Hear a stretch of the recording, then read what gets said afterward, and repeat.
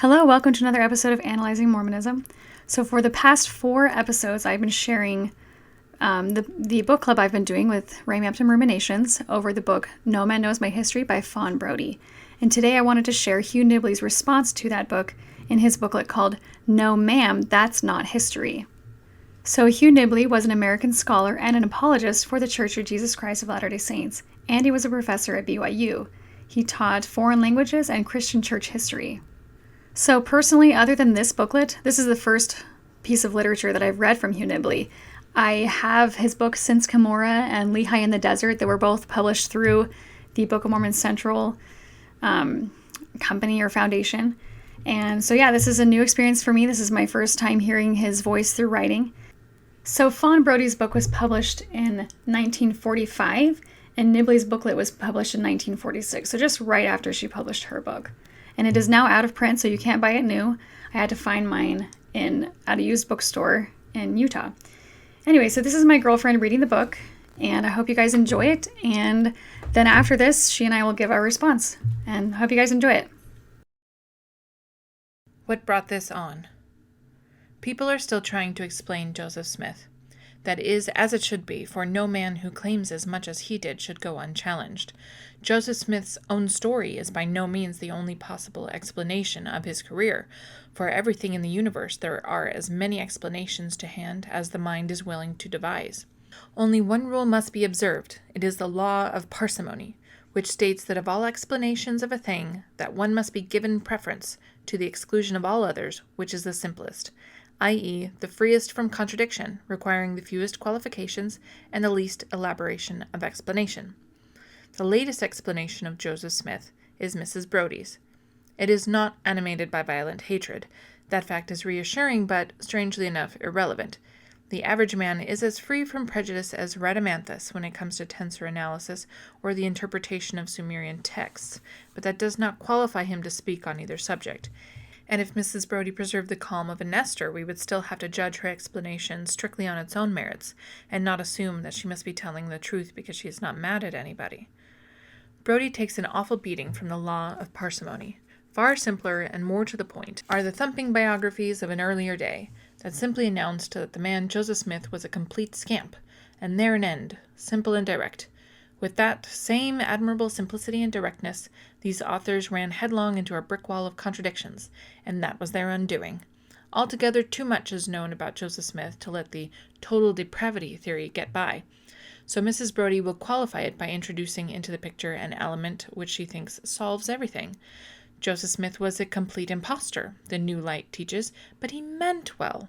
He was just an easygoing rustic with irresponsible ways and an overactive imagination. That takes care of everything. But as soon as we get down to cases, the new and humane interpretation of the prophet, far from improving things, makes everything much worse. Brodie's Joseph Smith is a more plausible character than the consummate fiend of the earlier school, and that his type is much more likely to be met with on the street any Tuesday afternoon. But he is actually much less plausible as the man who accomplished what Joseph Smith did. Some kind of an inspired super-devil might have got away with some of the things he did, but no blundering, dreaming, undisciplined, shallow, and opportunistic faker could have left behind what Joseph Smith did, both in men's hearts and on paper. Brodie's task is to fit the recorded words and acts of one Joseph Smith to her idea of a well-meaning but not too reliable oaf. To do this, the words and acts in question must be changed around a bit. There must be a good deal of critical interpretation and explaining in the light of the answer she wants to get. All this is pardonable if it does not go too far. But how far does it go? That is the all-important question, which can be answered only by consulting the book itself. After a glance at those learned pages, we shall be able to point out a real and solid contribution which Mrs. B. has made to the advancement of knowledge. It is in view of that contribution that we are moved to discuss a work that might otherwise have been gravely misunderstood. We believe in giving credit where credit is due, but not elsewhere, and for that reason take the pains to point out a few interesting aspects of Mrs. Brodie's celebrated biography. A little discourse on method. Mrs. Brodie begins her study with the observation that though there is no lack of documents for the history of Joseph Smith, these documents are fiercely contradictory. In that case, it is necessary for a writer to pick and choose his evidence. Now, by the simple process of picking and choosing one's evidence, one may prove absolutely anything, for which reason it is important to ask what principle Mrs. B follows in making her choice. This is not hard to discover. Our guide first makes up her mind about Joseph Smith, and then proceeds to accept any and all evidence from whatever source that supports her theory. The uncritical acceptance of evidence from all sources gives her work at first glance an air of great impartiality. At the same time, she rejects any and all evidence from whatever source that refutes her settled ideas. Thus, page 18, she flatly rejects the sworn affidavit of 51 of Joseph's neighbors because their testimony does not suit her idea of the prophet's character.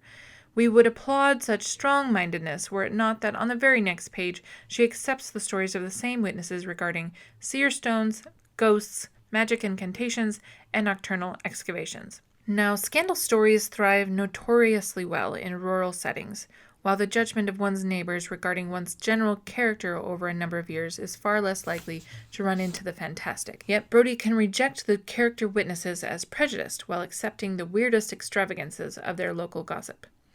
In the same spirit, Dogberry and Howe, Bennett, Jackson, and Law, all unreliable witnesses to say the least, become reliable sources whenever their testimony supports Brodie, and hopelessly prejudiced when it does not. The press accounts, there is only one such account, of the charlatan Walters, stated significantly that when he left the neighborhood his mantle fell upon young Joseph Smith. What is significant about it?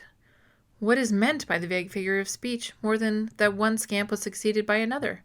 Even Dogberry does not do more than insinuate that Joseph was one of Walter's audience of yokels. Why should his bitter enemies not come out and say he was Walter's disciple if he was? Why nothing but an extremely non-committal hint and a veiled figure of speech if they had anything at all to go by? Yet this is the whole evidence for one of Brodie's proudest discoveries. For her, it is an absolute certainty upon which she repeatedly insists that Walters was Joseph's most particular teacher. Quote, "No two of Joseph's neighbors had the same version of the story," unquote, of the plates. We are told, what does one do in that case? One simply accepts or rejects the stories according to one's own fancy. This is fun until one runs up against flatly contradictory evidence that cannot be sidestepped or ignored. Regarding the claims that no one ever saw anything but an empty box, Brodie sagely observes, quote, "It is difficult to reconcile this explanation with the fact that these witnesses, and later Emma and William Smith, emphasize the size, weight, and metallic texture of the plates," unquote. Yes, how do you reconcile them? Here is Brodie's method. Quote, "Exactly how Joseph Smith persuaded so many of the reality of the gold plates is neither so important nor so baffling as the effect of this success on Joseph himself," unquote. Whereupon she drops the question for good. There may be 10,000 things more important and more baffling than the problem of disproving the plates, but that fact has no bearing on the problem and can hardly pass for a solution in a book, quote, "where honesty and integrity presumably should count for something," end quote. She is simply sidestepping the issue, and the law of parsimony screams bloody murder. It must have an explanation of those plates, but such is not forthcoming from our oracle. The Hebraic origin of the Indian is an idea which, quote, "seems to have come chiefly," unquote, from Ethan Smith's views of the Hebrews, though this possibility quickly becomes a dead certainty for Brodie.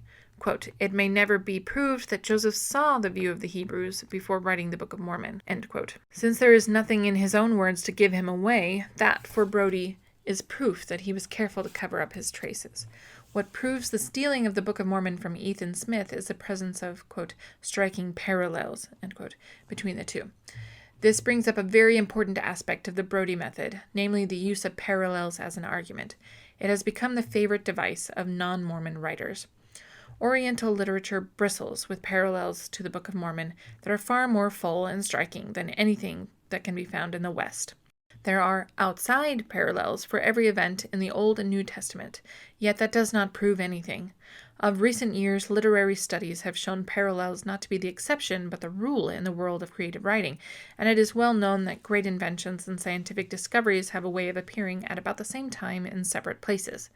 A scholar by the name of Carl Joel has recently amassed a huge amount of material on the subject, and though we need not accept his conclusion that the same sort of thing that is happening in one place at a given time will be found to be happening all over the world at that moment, still his vast volumes present a great wealth of undeniable parallels. The fact that two theories or books present parallelism, no matter how striking, may imply a common source, but it certainly does not in itself prove that the one is derived from the other. We know, thanks to Brodie, that there was a great and widespread interest in the Indian problem in Joseph's day, and we also know that these people of that day had a way of referring everything to the Bible. In that case, it is hard to see how anyone could have avoided the Indian-Hebrew tie-up. Mrs. Brodie sees parallels everywhere. To cite a few of her howlers, there is a case of a herdsman who kills a number of rustlers with a sword, not a sling. Now, herdsmen have been fighting with rustlers since the dawn of time, but for Brodie this is simply a direct steal from the story of David and Goliath. Again, the barges of the Jaredites, quote, contained everything which the settlers might need on the new continent, end quote. Like any Chinese junk, Viking ship, or the Mayflower itself, in fact, ships have a way of carrying with them whatever the personnel will need. Brodie, however, knows that the whole thing is a dishonest adaptation of Noah's Ark. Certain fortifications of earth and timbers mentioned in the Book of Mormon resemble those in western New York. Also, we add in Russia, England, Africa, France, China, and everywhere else. Such structures are universally common to a certain type of warlike culture. At one place in the Book of Mormon, atheism is denounced. Since there were atheists on the frontier, Brodie knows that the whole idea is simply an adaptation of the local scene. The fact that atheism has been an issue in sundry civilizations since the world began means nothing to our author. She chooses her parallels as she chooses her evidence, where it suits her. Sidney Rigdon once in an article openly quoted from Thomas Dick's Philosophy of a Future State. That to Brodie proves that Joseph Smith, quote, had recently been reading the book, end quote. Dick mentions the old familiar doctrine that the stars may be inhabited by intelligent, progressive beings. So Brodie knows that all the prophets, quote unquote, later teachings on the subject, quote, came directly from Dick, end quote. He could not very well have got his earlier teachings from Dick, though his later teachings are simply a continuation of them. Yet as soon as a work appears that resembles what he is doing, Brodie immediately pounces upon it as the prophet's only source. If she would show how the doctrine of progress was stolen from Dick, the lady should not have been at such pains to show that progressivism had been a basic part of its background from the first. A useful form of parallel is the identical anecdote. To prove Joseph Smith's dishonesty in operating the bank, quote, several apostates at different times related an identical anecdote, end quote, about money boxes. Now, identical anecdotes can be assumed to indicate a common source, but no more. They say nothing as to the nature of that source or its reliability. For Mrs. Brodie, the fact that they are identical proves not that they are commonly derived, but that they are actually true. What kind of history is that? The greatest possible wealth of identical anecdotes attests the orgies in the temple, and yet Brodie does not hesitate to scout the lot as absolutely worthless, identical or not. How infinitely weaker is the whispered talk, which attests the activities of the Danites. Yet Mrs. B accepts it, forsooth, because it is, quote, fragmentary, to say the least, but consistent, end quote. The stories once current about the nocturnal orgies of the early Christians and the child-eating rites of the Jews were not too fragmentary and were remarkably consistent, only they weren't true. Quote, bald parallels with Masonic rites, end quote, the lady finds particularly crude. How did he dare it? Why didn't he disguise it? The answer is that, to those who know both, the resemblance is not striking at all. It is not nearly so striking as the resemblance between the church Joseph Smith founded and the other churches, and yet even though the Mormon church and these institutions present one parallel after another, they are really totally different in form and meaning. Speaking of parallels, however, one cannot pass by one of the most remarkable studies in religious parallels ever written. The name of the most learned man who has ever made a study of the Mormons, and one of the best informed men who ever lived, does not appear in Mrs. Brodie's pages. At the end of the last century, the great tradition of European scholarship in the grand style culminated in the person of Edward Meyer. If he did not have the stature of some earlier scholars, it is certain that he was in a position to survey and assimilate more of the learning of the past than any human being before or since his day. To his famous rotunda at the University of Berlin flowed, as it has never flowed since, all the learning of the ages for his examination and exploitation. No other man ever combined in the learning both of the East and the classical world in a work of such high and lasting authority as Meyer's Geschichte des Altertums, the ultimate and, in fact, the last general history of antiquity to be the work of a single mind. Now this man had a particular interest in ancient religions, and it occurred to him that in Mormonism he might study at first hand how a real religion gets started. So impressed was he by the possibilities of such a study that he packed up and went to Utah in 1904 to devote a year of his priceless time to studying the Mormons. Few churches have had the good fortune to be examined at first hand by a man of such vast learning and complete impartiality. For in keeping with the high Wissenschaft of his day, Meyer himself professed no religion. He was neither partial nor hostile to the Mormons, who, as far as his feelings were concerned, might have been beings on another planet or a heap of ants. Meyer's entire Ursprung und Geschichte der Mormonen is a study in parallels comparing the new religion with revealed religions of the past. While grandly contemptuous of Joseph Smith's low coefficient of Kultur, the great savant illustrates at length the exact identity of his church both in atmosphere and sundry particulars with that of the early Christians. A striking and irrefutable parallelism supports Mormon claims to revelation. With perfect right, they identify themselves with the apostolic church of old. The similarity extends to the faults as well as the virtues of the prophet and his followers. They may be matched at every point by the faults and virtues of the ancient prophets and the ancient church.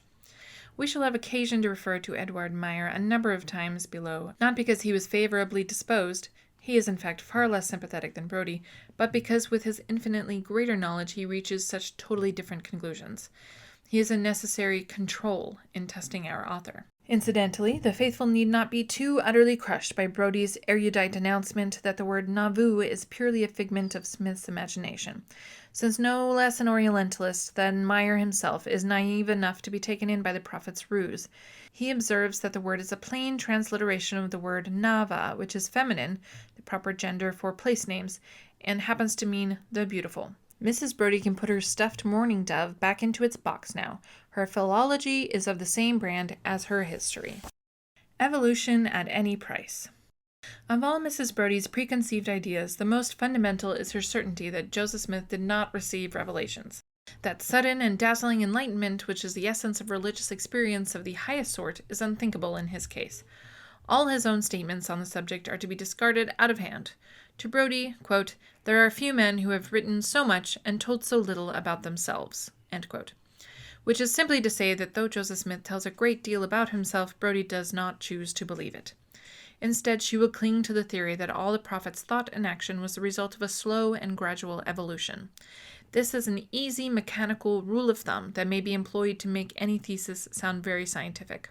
The first objection to it Brodie ignores entirely, namely, the well-known fact that great religious conviction is usually born of sudden insight. Other religious leaders may have their moments of inspiration, but in Joseph's case, everything is slow and gradual. Barring this objection, how does Mrs. Brodie support her evolutionary theory? To begin with, there was no first vision. True, such visions, quote, were the common folklore of the area, end quote, and Joseph was the most imaginative youth in the world. Still, he had no vision, not even a false one. The proof is that the newspapers say nothing about it. The argument of silence is always a suspicious one, yet how much more suspicious when we are told that, quote, there are no detailed descriptions of the revivals in Palmyra and Manchester when they are at their wildest, end quote. If the press ignores the revivals at their wildest, why should it not ignore a mere episode of the movement? Joseph Smith specifically says it was the ministers who united to persecute him. It was persecution from the pulpit, not, as Brodie insinuates, a sort of militant mob movement. But, says Brodie, these same newspapers, quote, in later years gave him plenty of unpleasant publicity, end quote. In later years, he was an important public figure with a large following. Their silence at this time merely proves his own statement that he was, quote, an obscure boy, end quote, and anything but news. If Joseph Smith claimed to have had a vision in 1820, quote, the newspapers took no notice of such a claim, either at the time it was supposed to have occurred or at any other time, end quote. Therefore, we can only conclude that no such claim was made either in 1820, quote, or at any other time, end quote. The last clause nullifies the whole argument, for if the silence of the newspapers is proof of anything, then Joseph Smith never at any time claimed to have had the vision, which Brodie knows is false. However, she hastened to corroborate the silence of the press with the testimony of Master Dogberry. Quote, "It is well known that Joseph Smith never pretended to have any communication with angels until a long period after the pretended finding of his book." End quote. Even if Dogberry were a reliable witness, which he definitely is not, we can only ask, well known to whom? Why, indeed, to the thousands of people to whom the prophet never mentioned his visions. 1,000,000 people in London and Paris could have sworn affidavits that Joseph Smith never told them a thing about the angel. The entire city of Peking and the large areas of central Sudan could honestly report they had never been informed of Moroni's visit. That Joseph Smith should not noisily divulge the great and sacred things he had been ordered to keep secret does not seem possible to Brodie. If the first vision was so, quote-unquote, soul-shattering, how, she asks triumphantly, could it have, quote, passed totally unnoticed in Joseph Smith's hometown, end quote. It never occurs to her that there are things, especially if they are of a transcendent and soul-shattering nature, which one does not run off to report to the press and the neighbors. Joseph reported his vision only to his family and to a minister he thought he could trust. It was the minister who caused the trouble.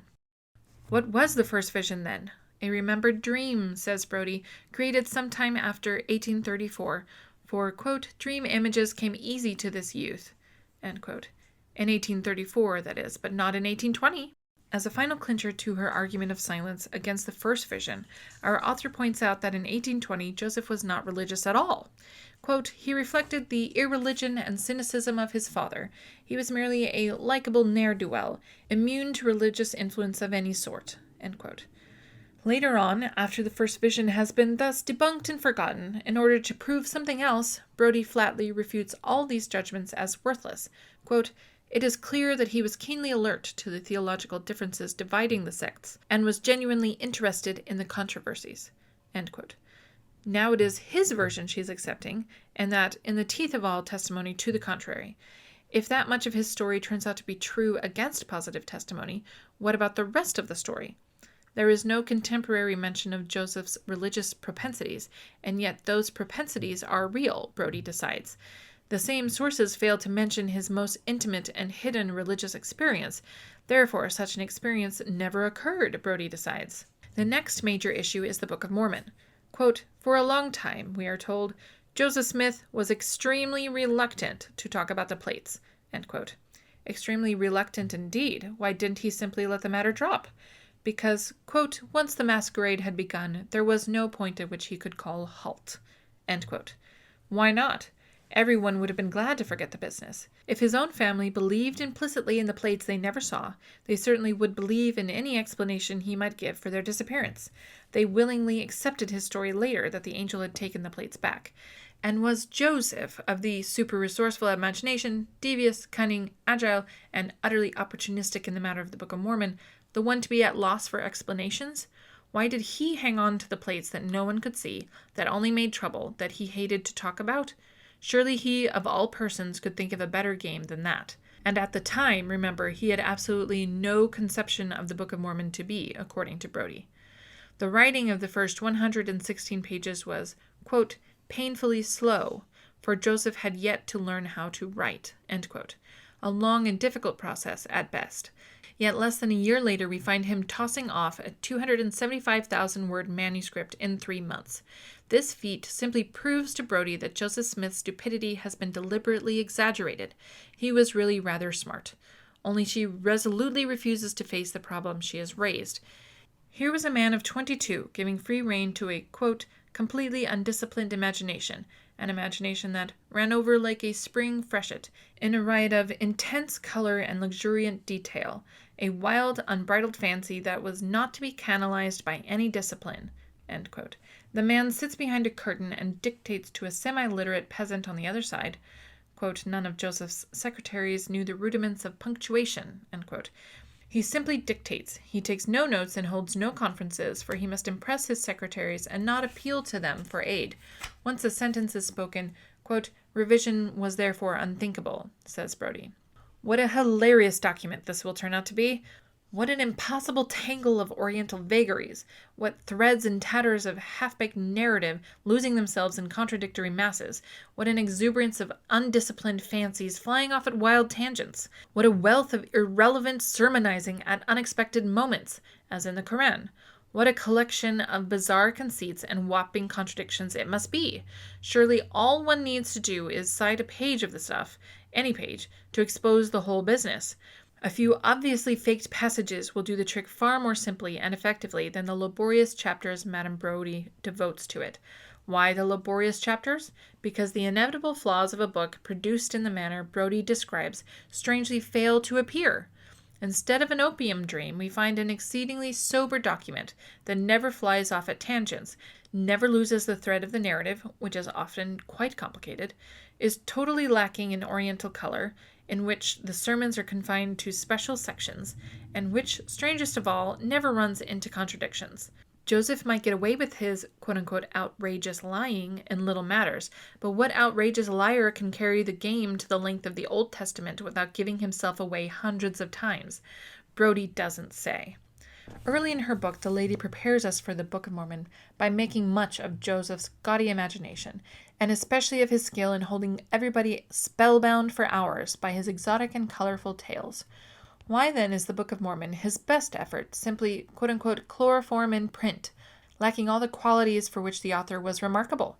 Why does the language, with its strained and remarkably Semitic structure, in no way resemble his own vigorous, extravagant prose?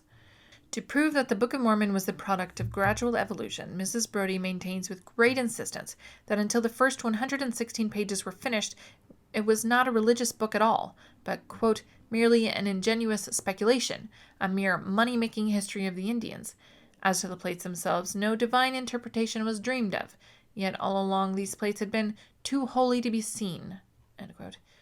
Nay, according to Brodie, Joseph maintained that the very sight of them would strike one dead, and it never occurred to him for a moment that such a singularly holy document might have even the slightest religious significance.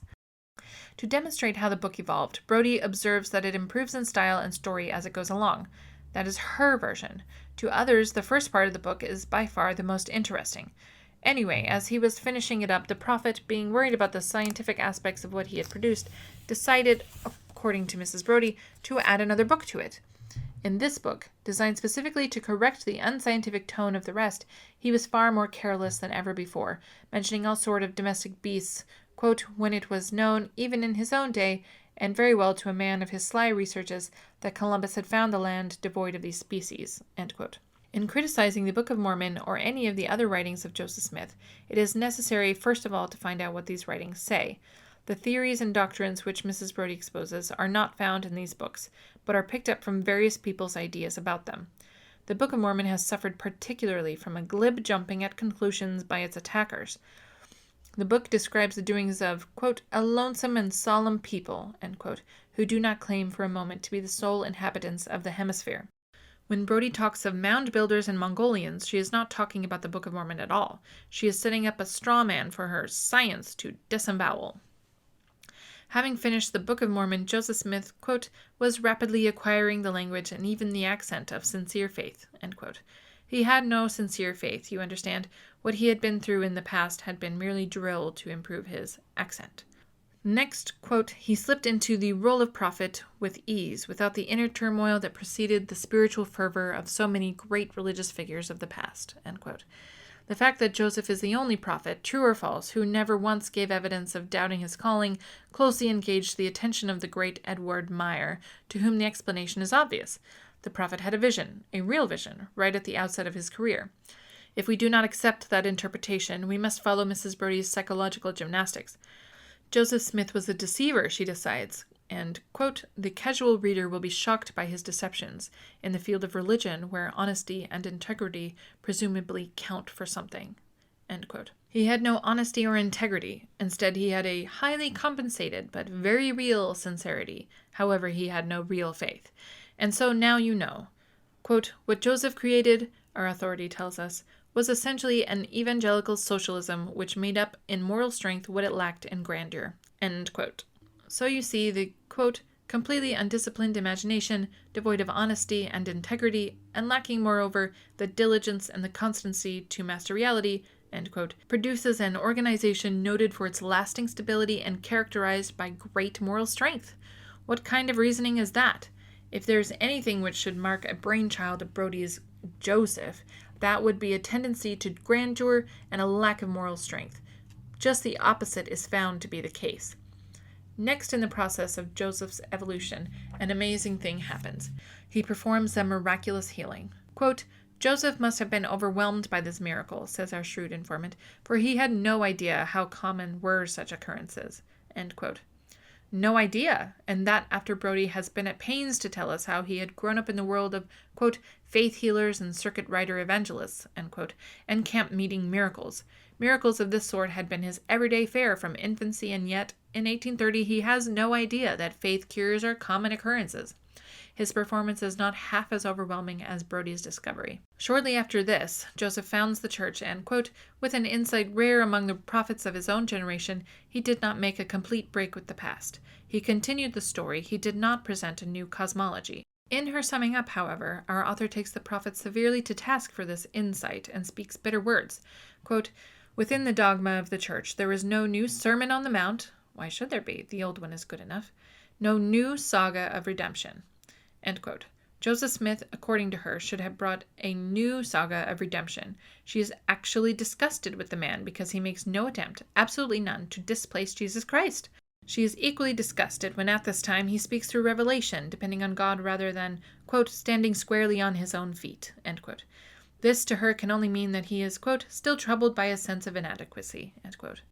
This sort of forced and predetermined reasoning makes one wonder, but no more so than her observations on the coined word telestial, and the idea of a third degree of glory which is as that of the stars. It is almost unbelievable that anyone presuming to write on religion should not be perfectly familiar with this very well-established and ancient doctrine. It is regular old stock in trade in ancient times, though the sources were not accessible to Joseph Smith. They are accessible to Brodie, if she is competent to judge of religious matters, and true or false, the doctrine is anything but the fantastic aberration she makes it out to be. At the end of 1832, we find Joseph Smith at last, quote, taking himself very seriously as a prophet, end quote. And after the Book of Mormon and the revelations and visions founding the church, he is moreover, quote, beginning to grasp something of the tremendous potentiality of his power, end quote. That after his repeated descriptions of himself as the key character in the dispensation of the fullness of times. Yet at the end of 1833, he is, quote, racked with a sense of impotence and irresolution, without substantial certainty of the divinity of his mission, end quote. It will be seen that Brodie's argument throughout the whole period rests ultimately on nothing but her own insight into the inner, nay, the unconscious mind of the prophet. Keeping to the evolution at any price method, Brodie notes that in 1834, quote, little by little Joseph came to understand how basic were the animosities between his people and the old settlers, end quote. For of course it would never occur to him that there might be a basic animosity between his small and peculiar people, and what he had repeatedly described as the doomed and wicked world of the last days. It was only with the troubles of Zion's camp, we are told, that he was shocked by a, quote, first-hand acquaintance with the ferocity of anti-Mormonism, end quote.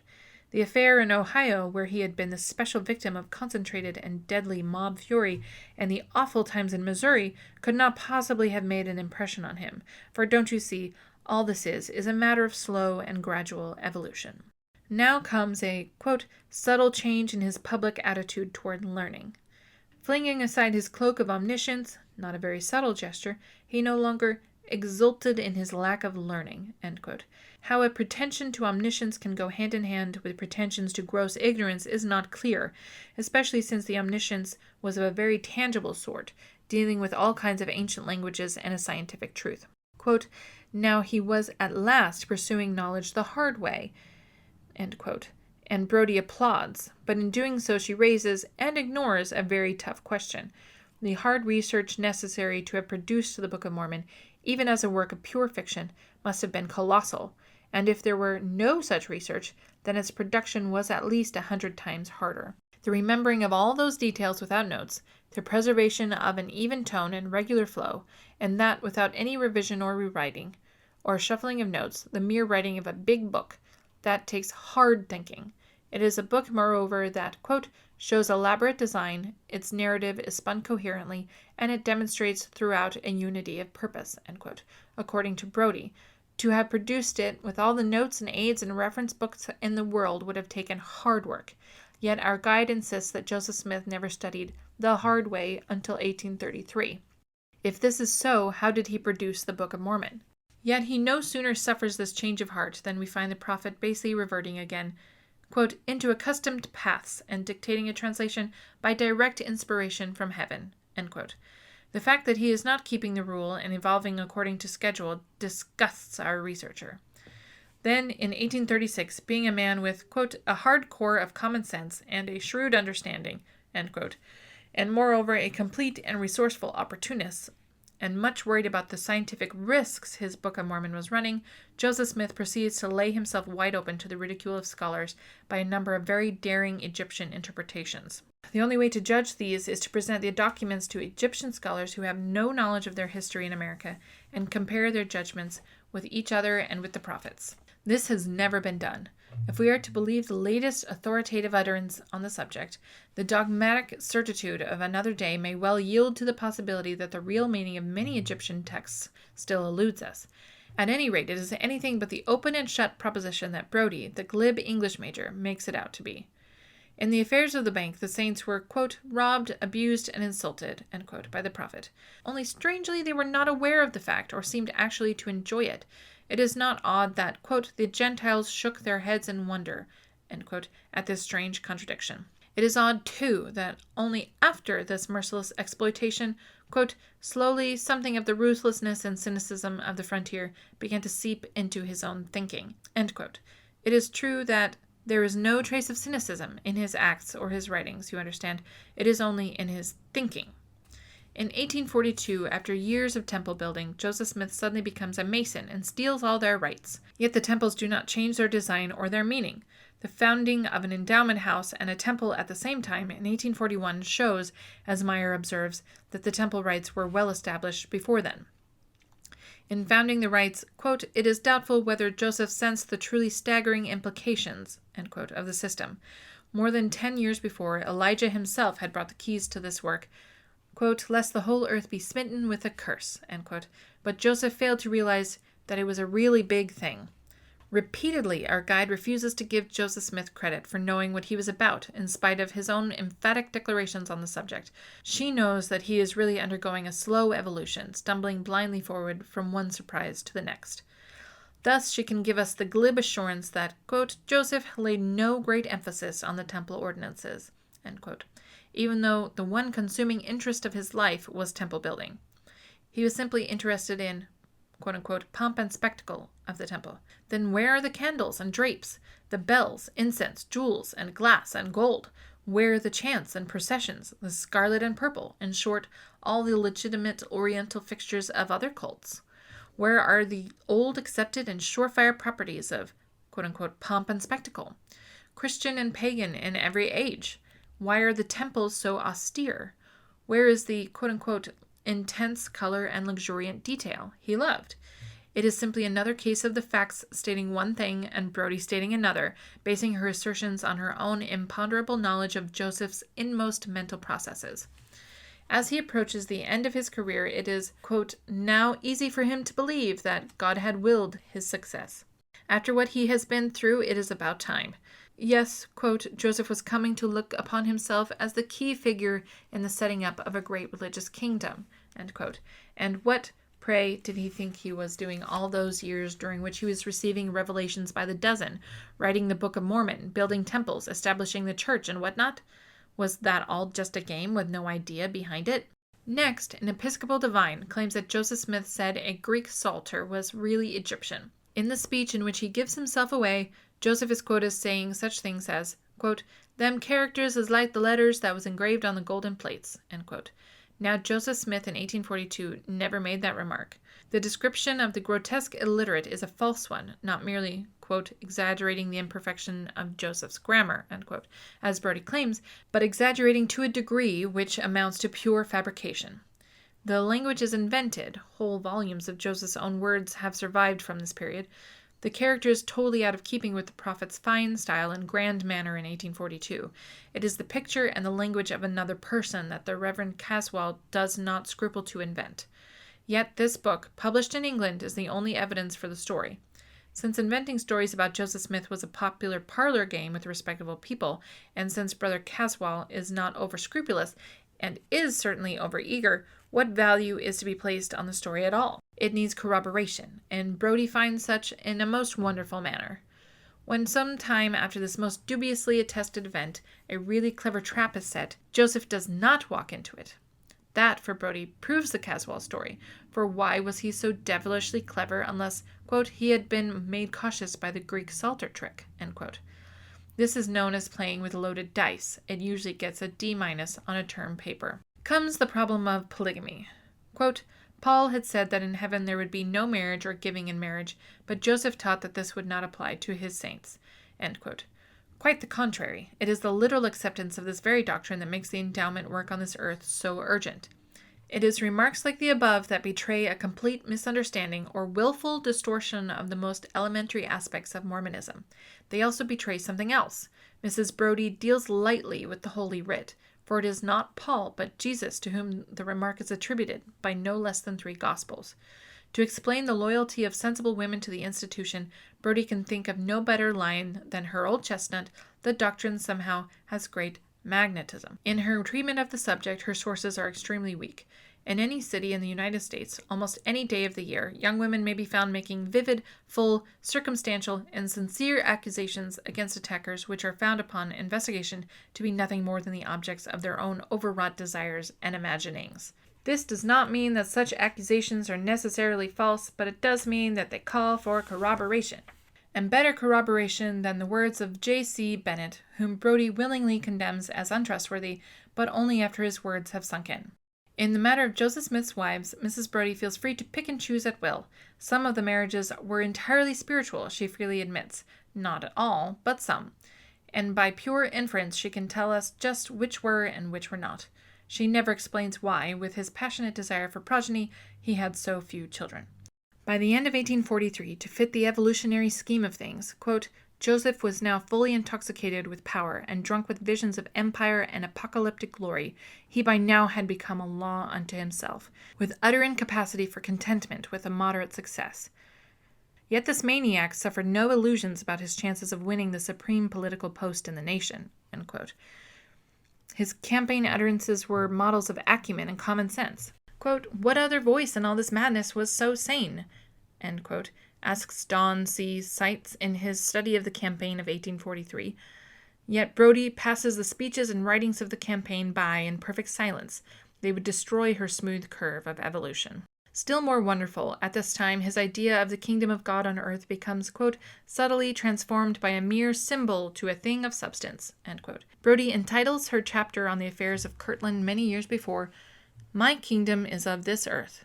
Now she decides that from the beginning the whole thing has been a mere symbol without substance. When Joseph Smith says that the power of truth alone will bring all nations under the gospel, Brodie is good enough to correct him. Quote, this was only partly true. The legion now numbered almost 4,000 men. End quote. So the leader who had often ordered his own men to desist from conflict and readily admitted defeat when outnumbered, who on the same page is described as realizing that he cannot cope with the violence on the local frontier and will have to emigrate, and who suffered no illusions in things political, this same man believes he can subject all nations with a band of almost 4,000 men? For evolution had made him drunk with pride. Quote, almost never these days did Joseph step outside himself and look with surprise and humility at what he had become. End quote. How does she know? How can she check up on such a deeply subjective matter? By pure intuition, to be sure. Thus she and she alone can tell us that Joseph's remark, quote, no man knows my history, end quote, etc., was delivered, quote, in a wanton moment of self-searching, with a kind of wonder, end quote. Who said so? The reader who has planked down $4 has a right to expect something better than proof that is always found to rest on nothing but the woman's instincts. When the expositor wrote, we will not acknowledge any man as king or lawgiver to the church, it was repeating a hackneyed 4th of July phrase. Yet Brodie sees in this, quote, an unmistakable allusion to Joseph's kingship, end quote, for which virtually no other evidence exists. If he was actually acclaimed king, why doesn't the expositor say so? Why does it attack his kingship by a perfectly familiar figure of speech and then say no more? The culminations of Joseph's megalomania finds him without courage, quote, empty of conviction when he needed it most, end quote. Again we search for the little birdie that tells little Brodie these things. Quote, he stood proudly before his men, betraying nothing of the tumult and anxiety raging within him, end quote.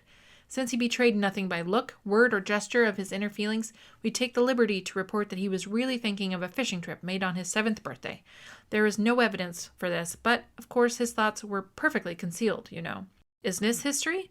To present as facts what a man might have, or could have, or even possibly would have been thinking on an occasion when, far from revealing his thoughts, he covers them up, is a good game. But a book built up of alternate layers of psychological speculation and haphazard sources that only support them if accepted with a certain peculiar interpretation, such a book is not history. In all her account of the evolution of things, Brodie never once mentions the true name of the church, though great importance has always been placed upon it by the Mormons. For if she lets out that the church received its long title by revelation in 1838, her picture of endless and dubious gropings suffers an eclipse. The name describes a very specific thing and implies an unvarying and uncompromising program.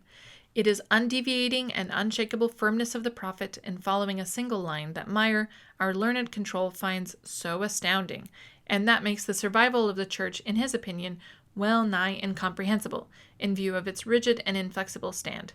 For him, the whole significance of Mormonism in world history lies in the fact that it is one of the few revealed religions, like primitive Christianity and Islam, and is not essentially the product of evolution or study.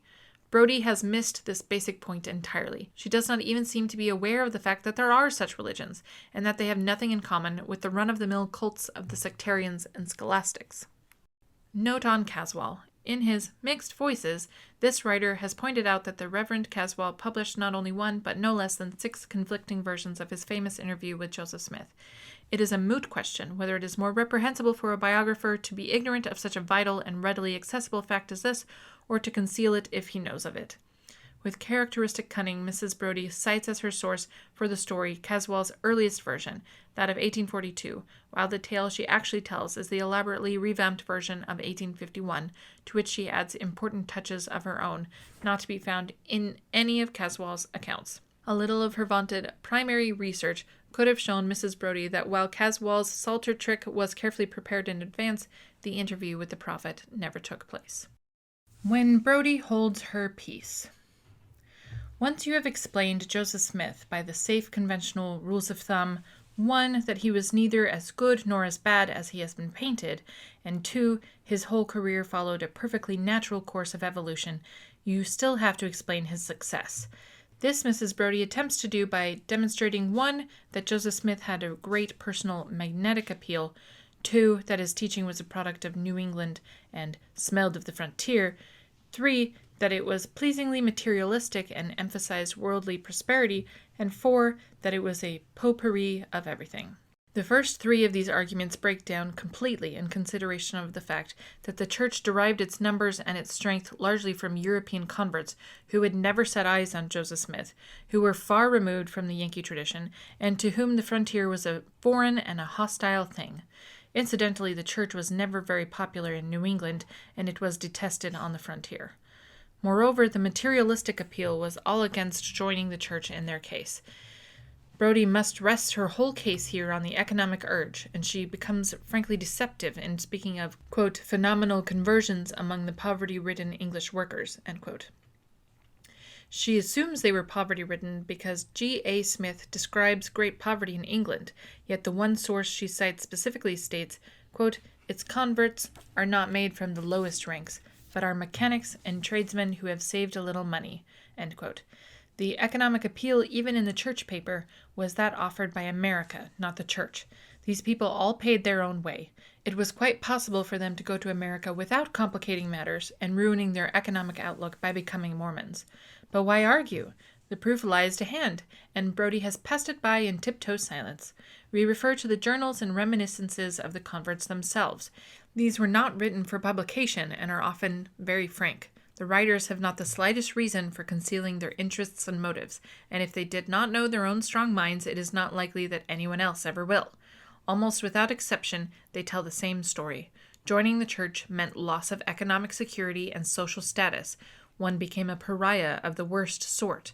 There were impassioned scenes in the family and brickbats in the streets. The prospect in America was not brilliant. They looked forward only to hardships and privations in the new land. If one wanted to go to America to improve one's fortune, There were certainly better ways of doing it than this making enemies of all the world. Of all this, not a word in Brodie, only the insinuation that the people joined up to get rich. If the personality, American background, and materialism of Joseph Smith does not explain his success, it must lie in the secret of the theology, namely that it was, quote, a patchwork of ideas and rituals drawn from every quarter, end quote. To her, this is a mark of degeneracy, and she neglects to mention Joseph Smith's frequent declaration that he gladly accepts truth from any and all sources, for it must appear that Brodie has made a great discovery. Now, there is no such thing as a completely original religion, and every religion, including Christianity, is full of things that may be found elsewhere. If Joseph Smith thought of the sky as being blue, so did the ancient Chinese.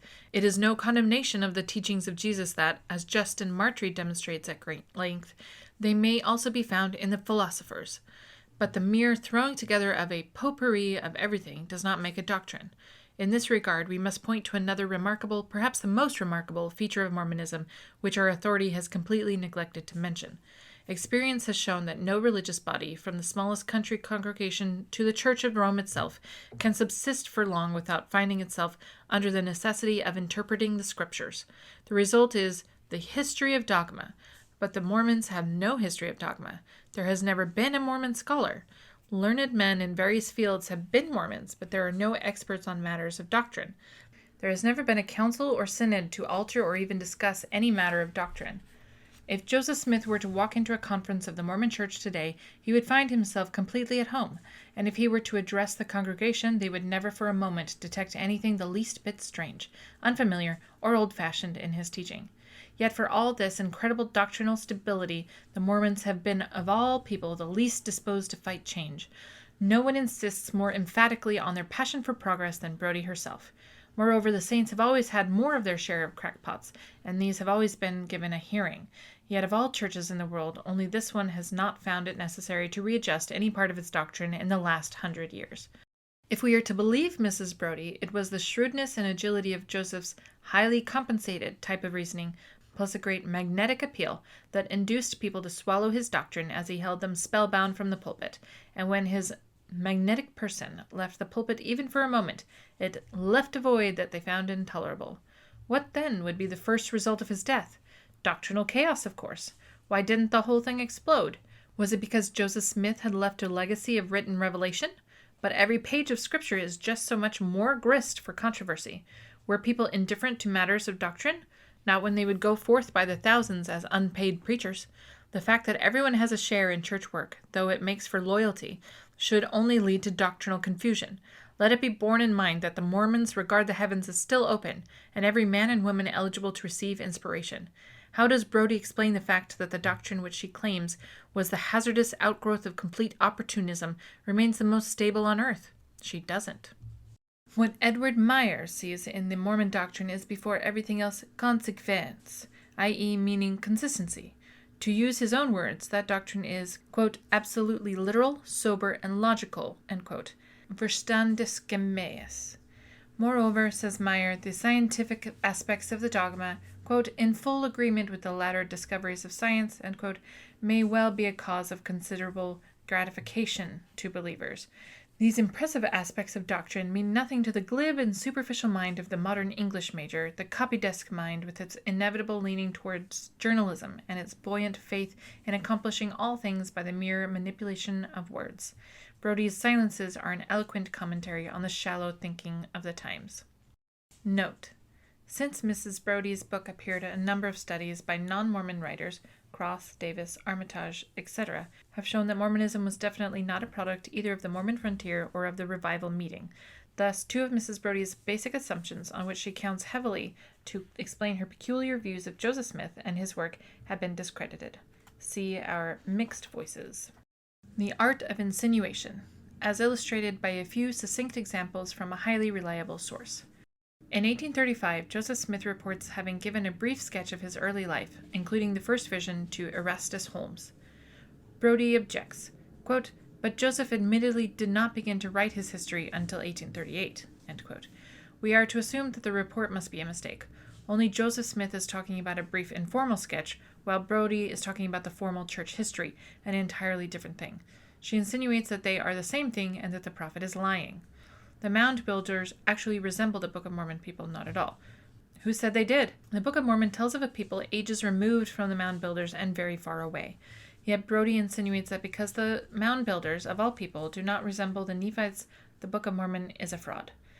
One of Brodie's favorite insinuations is that Joseph Smith was a charlatan because he constantly used the language of the King James Bible, including whole passages from the ancient scriptures in modern revelation. That is the equivalent of accusing an author of stealing words from the dictionary. Jesus and the disciples constantly spoke the language of the prophets, not in the original, but in the religious idiom of their own time and place. Just so, the prophets themselves quote from the Psalms and the Law. Now, the religious idiom of the West was the language of the King James Bible.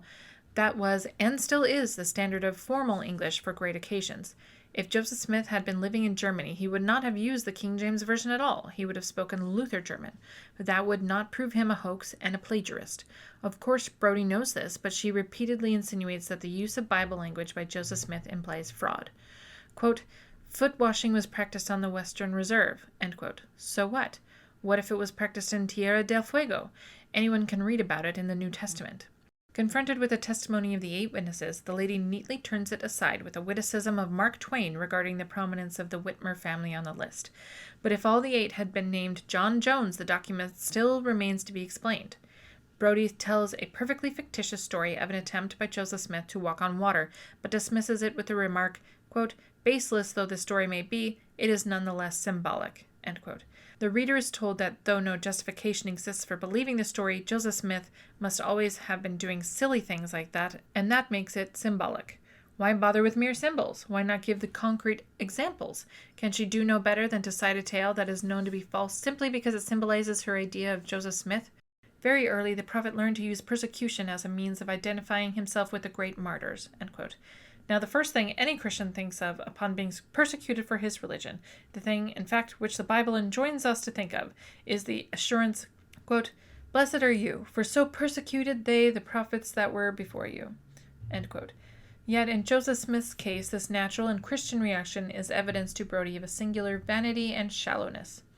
The case of Grandison Newell against the prophet is given at length. Then, quote, "When the court convened, it was clear that he had no case."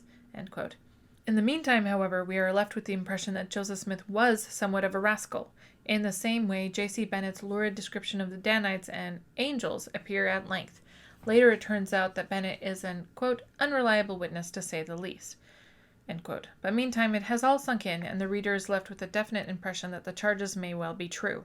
This is a favorite trick of Brodie's, giving worthless but quite damning evidence at length, just for effect, and then refuting or qualifying the testimonies in a single brief sentence. The Brodie evolutionary theory rests heavily on the word now. If it is written, "He now refused to beat his wife," or "He now ate eggs for breakfast," one naturally assumes that the subject formerly did beat his wife in the one case, and in the other that he formerly did not eat eggs for breakfast. That is what the words insinuate, but it is not what they say. Actually, the man may never have beaten his wife and always had eggs for breakfast.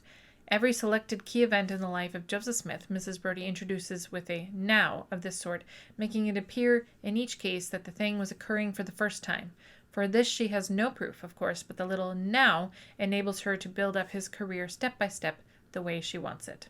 Super psychology. Mrs. Brodie applauds the honesty of Josiah Quincy's conclusion. Quote, "If the reader does not know what to make of Joseph Smith, I cannot help him out of his difficulty. I myself stand helpless before the puzzle." End quote. But not Brodie. On no other evidence than Quincy's own, she tells us what he should have seen but failed to. When J. Quincy reports that Joseph Smith joked with him about the ridiculous figure he must sometimes cut in the eyes of unbelievers, he simply notes that the prophet has the sense to acknowledge the humor of the situation, a risk no false prophet would take. This interpretation will never do for Brodie. Let Josiah look again. Is it not plain that Joseph is expressing a mood of uncertainty and doubt? Likewise, when he says, quote, "I do not think there have been many good men on earth since the days of Adam. I do not want you to think I am very righteous, for I am not." End quote. He is not just speaking plain truths, he is confessing that he has grave doubts as to his calling. In dealing with Emma, our author allows free rein to her woman's intuition. One day, Joseph was bantering with his wife while she was setting the table. Parley Pratt was present, and everybody was jolly. Pratt asks Joseph why he does not eat alone like Napoleon, and Emma observes that he is greater than Napoleon, whereupon Joseph congratulates her on the wisest utterance of her lifetime. It is all very merry and typical. Brodie often points out that Joseph Smith was a great hand for joking about everything, yet she does not hesitate to see in this episode a clear revelation of the prophet's vanity. When Joseph Smith faced Emma for the last time, quote, he knew that she thought him a coward, end quote. So Brodie knows that Emma knew that Joseph knew what Emma thought. Is this history? There might be some merit in this sort of thing if, like the invented speeches of the Greek historians, it took some skill to produce. But, if anything, it is hard for the historian to avoid the pitfalls of such cheap and easy psychology. The business of the historian is to tell what happened, not what someone might have been thinking about what was happening. Does it take any skill or knowledge at all to write, quote, the Book of Mormon must have been a source of secret worry, or Mormon rituals doubtless had its roots in the same unconscious drives that led the prophet to polygamy, end quote, or to appeal continually to a secret imponderable quality known as magnetism? At the end of the book, in which he has leaned so heavily on the categorical must have, our author displays an equal virtuosity with the categorical would have. She tells us without a moment's hesitation just what would have happened if the prophet had not been killed. The saints would have followed him west. He would have lost some converts. His empire would have been more colorful than Brigham Young's. Emma would have followed him, and the Gentiles would not have been able to rejoice in her second marriage. This is history in the Brodie tradition. The young woman who can tell us with perfect confidence just what must have happened and what would have happened is not one to be stopped by uncooperative documents and recalcitrant sources, and she is most at home when there are no documents at all. Note on mind reading. The eminent American biographer D.S. Freeman is reported to have said he knew where General Lee was and what he was doing every minute of the Civil War, but that he wouldn't dare presume what he was thinking at any time. Mrs. Brodie's principles of research are the exact reverse. Though never so vague as to where the prophet is or what he is doing, she is never at a loss to tell us exactly what is going on in his mind. Quote, for the popular, novelized biography full of glib insights into the inner man, says the reviewer, Freeman has nothing but contempt. End quote. To this day, it remains unclear whether Mrs. Brodie intended a serious biography or a novel. A solid contribution. If anyone has a right to reject Joseph Smith's own story, it is also anybody's right to ask the skeptic for a more plausible version of what happened. Such a version Fawn Brodie has bravely attempted to produce. She tells the plausible enough story of a guy named Joe, who walks and talks and laughs and looks just like Joseph Smith. Only there the resemblance ends. We know a butcher who looks just like the great Johann Sebastian Bach, and he walks and talks and eats and breathes, the very things that Bach did, only there is one slight difference. The butcher can't write music. Brodie's Joseph is a real enough character. All the details are there except one. He can't do the things Joseph Smith did, the only things about Joseph Smith, incidentally, that really interest us. Brodie's Joseph is decidedly not the man who produced the Book of Mormon, for the former is wildly imaginative, undisciplined, lazy, and short-sighted, while the Book of Mormon is the work, even if you take it as fiction, of an exceedingly sober, self-controlled, well-organized, and incredibly industrious brain. Brodie's Joseph picks up ideas like a thieving magpie, throws them together haphazardly, and sells them from the pulpit. He is therefore not the man whose teachings are so well-knit and perfectly logical that they have never had to undergo the slightest change or alteration during a century in which every other church in Christendom has continually revamped its doctrines. Brodie's Joseph is the man who works by personal magnetism and dispenses his far-fetched and jumbled ideas by rhetorical legerdemain. This is not the Joseph who won his following among the artisans and farmers of Great Britain, Scandinavia, and Switzerland, a finely disciplined, hard-headed, and Bible-bred generation who was looking for light but not interested in vaudeville or voodoo. Brodie's Joseph appealed to the Yankee and the frontier minds. The real Joseph was suspected by the one and hated by the other, and enjoyed his great success in distant lands and on the islands of the sea. Incidentally, no effort of the imagination can fit these islanders, or Europeans for that matter, into the contemporary American scene. Brodie's Joseph announces, "My kingdom is of this world." The real Joseph describes this world as the substance of an idol, which waxeth old and shall perish in Babylon, even Babylon the Great. And he tells how the hour is not yet, but is nigh at hand, when peace shall be taken from the earth, and the devil shall have power over his own dominion. Joseph Smith's message was before everything one of warning, of clear specific warnings against the very things that are transpiring in our day. No man ever sized up this world better than he. Brodie's Joseph is not the man who organized the church. That man always knew exactly what he was doing. Brodie's Joseph never does.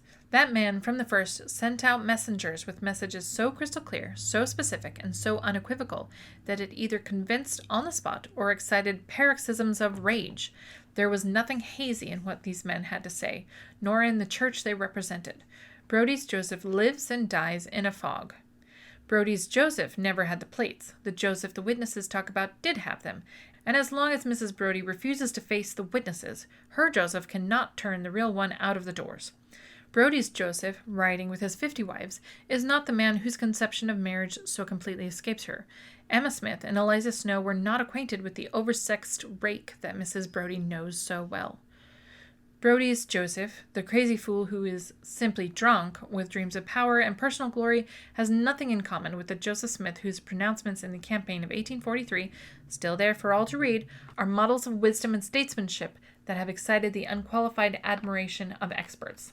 Brodie as good as tells us that the Joseph Smith that Josiah Quincy saw and admired is not the Joseph she has in mind. So we could go on, distinguishing between the two Josephs. That is just a way of answering the question we said at the beginning. Does Brodie go too far? Too far is putting it mildly. The book is nothing but a mass of strained interpretations and limiting explanations, mostly in terms of a highly intimate and intuitive psychology. It would take more than the impressive padding of an appendix to support so much manipulating, unless the new and wonderful documents thus brought to light should turn out to be not merely rare, but actually have something to say. Like a buyer of first editions, Mrs. Brodie is dazzled enough by the mere rarity of her finds to overlook the fact that they tell us absolutely nothing that was not known before. Still and all, the good woman's contribution is a real one. She has set about to answer the question, how can you explain Joseph Smith if you reject his own story?